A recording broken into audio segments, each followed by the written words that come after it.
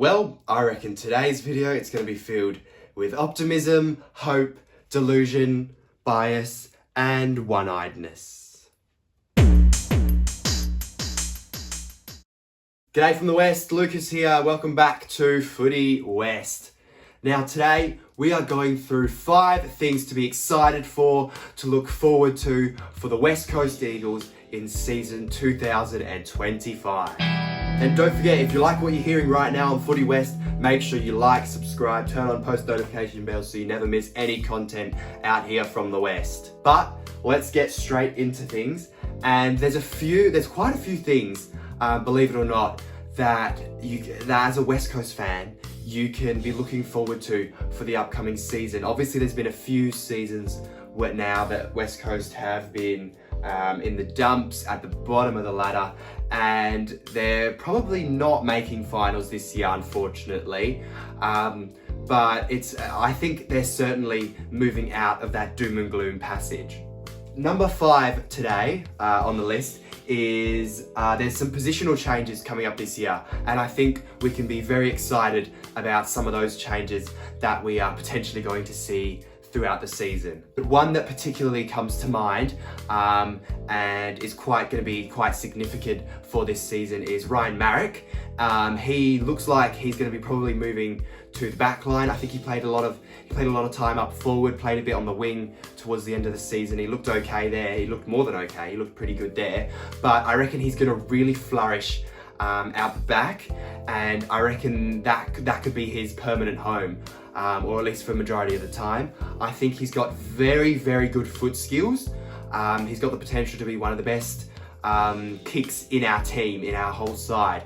So I think he's got that going for him, and his potential down there, if reached fully, can be very, very good for us. Another one that I'll quickly touch on as well, I think I saw somewhere, it might have been on X, was Jack Hutchinson. I think he's making a move into the midfield as well, and I can honestly see him flourishing in there as well. I think he's got a hunger for the footy, and he's a big tough guy, so he can definitely move through that midfield very well. Now the next thing, number 4, it's a bit left of field, but I'm actually quite I've got more positive views on the fixture than I do negative, and the reason I say that is because we've got, I think it's one of Richmond or North twice. I think it's Richmond. I think we've got Richmond twice. We've got North in WA. And then we've got some very winnable games at home, like St Kilda. We play them at Optus, and then Essendon at Optus as well. So there's definitely heaps of winnable games now for the Eagles that they should be a very good chance in. And if they can turn some of these home games into unlikely wins, then that's the first step of significant progress. And a lot of us have been saying this throughout this journey, is the first step to getting back to the top is making Optus Stadium a fortress for the West Coast Eagles and winning a majority of their games at home, and by the very least being competitive in all home games. And this is a big one. Number 3 is all the exciting young talent we've got coming through. There is so much to be excited about for all these guys that we've got in, like the last draft just gone and the one before that. You've got your new ones like Grego Shanahan, Bo Allen, all coming in for their first year, and they look really exciting and very promising. I actually think we got a really good draft haul in the end. Initially, when we traded pick 3, I was absolutely livid, but when you look at the end of the trade period and the end of the draft, we turned pick 3 into something that was quite valuable. I think we turned it into 2 or 3 draftees and Liam Baker and Jack Graham. Well, Jack Graham was a free agent, but we turned it into Liam Baker and 2 top quality draft picks. So the young talent that we've got coming through on the list, you've got Tyrell Dua, you've got Harvey Johnston, Clay Hall, Jack Hutchinson, and these guys are all getting more opportunities, and I believe that they should get more opportunities throughout this season.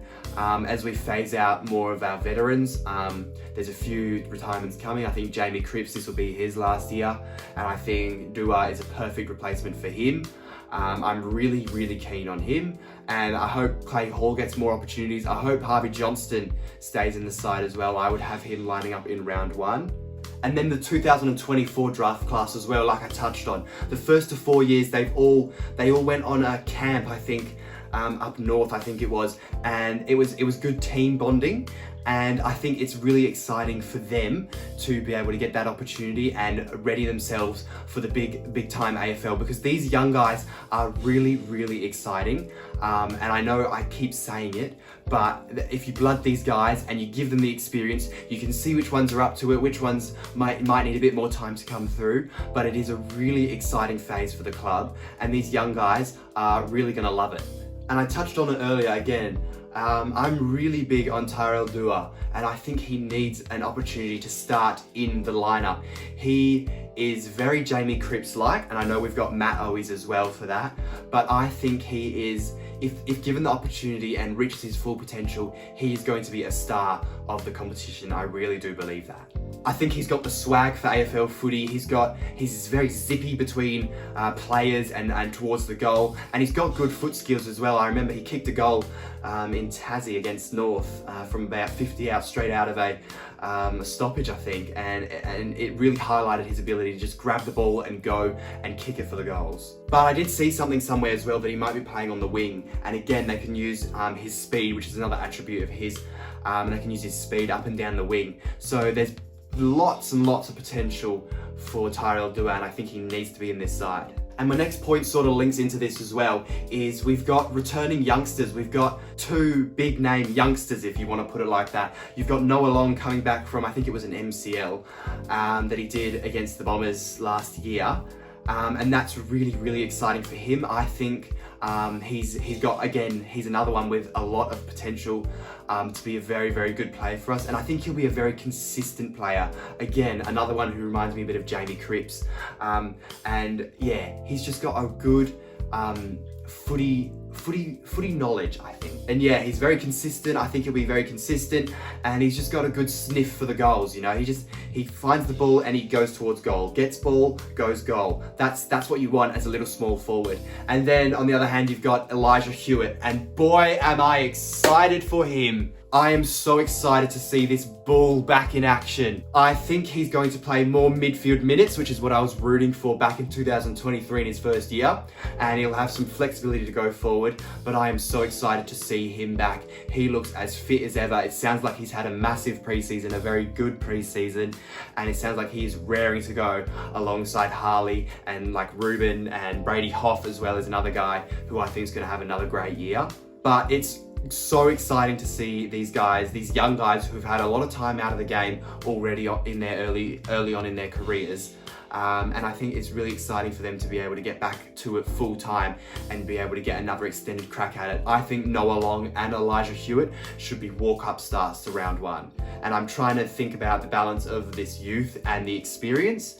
And I've got a video coming out soon, hopefully, about what I would start or a best 23 looks like for West Coast. And definitely Elijah Hewitt and Noah Long are in there, and I think they should be mainstays in there unless something drastic goes wrong. And then obviously the last point, the elephant in the room, is the fact that West Coast have a new coach going into 2025.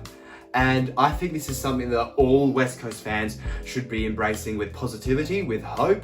I know hope tends to let you down sometimes, but I think it's a really, really exciting time for the club. It's a new era starting, and Andrew McQualter looks a great fit for the job, a great fit for the club, and it sounds like he's already putting his footprint down on what style of game he wants to play with the club and what players need to do in order to adhere to that game style, who will be best at it, who might not be so suited to it, what can they do within the team instead, and it sounds like he's really making his mark. But everything will come down to the new coach in this side this season. It's the new tactics, the new players, the new ways we go about it, the simple things, the new pre-game talks, the new post-game talks, the new press conferences. It's everything is almost brand new. And that's very, very exciting for fans, but equally it's also very daunting because we have almost no idea what to expect. And I think you should look at it with an optimistic outlook, is that there is so many things that could go right. Don't think about there's so many things that could go wrong. I think you need to look about everything that can go right. There are so many things that could go right for us this year, because if you're looking at everything that can go wrong, you're not going to have a very fun time watching the footy, are you? But yeah, overall, I actually think there's more than meets the eye to the West Coast this season, and that's why I think there's quite a few things to be excited about, because you have to deep dive into it and really get into the nitty-gritty of what's going to happen this season, and everyone around the club and how it's all going to go. But I think there are a lot of positives there. Equally, there'd be some negatives. I mean, you've got Dom Sheed ruled out, you've got a few injuries already sort of surfacing in the club, so there's a few negatives there. There's negatives with anything. I mean, there's always positives and negatives, so I think it's important to look at the positives, and I think there are a lot of positives for West Coast going into this season. Nevertheless, that'll wrap up today's video, the 5 things to look forward to for West Coast in 2025. If you enjoyed the video, make sure to give it a like, give us a little subscribe maybe. But that'll round out everything for today, and I hope to see you again soon back on Footy West.